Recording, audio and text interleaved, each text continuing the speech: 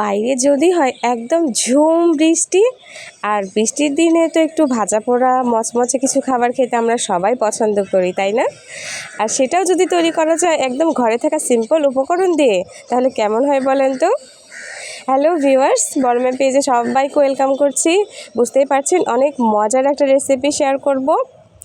ঘরে তো নুডলস আমাদের সবারই থাকে, সেই নুডলস সাথে নিয়েছি ছোলা বুট, চিড়া আর চানাচুর।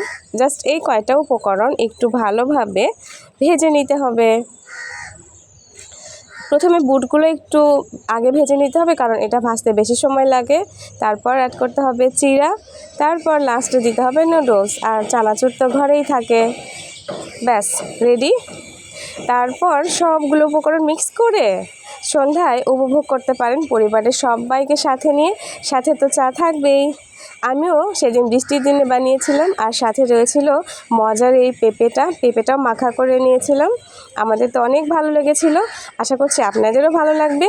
ট্রাই করে নেবেন প্লিজ সবাই। Bye bye.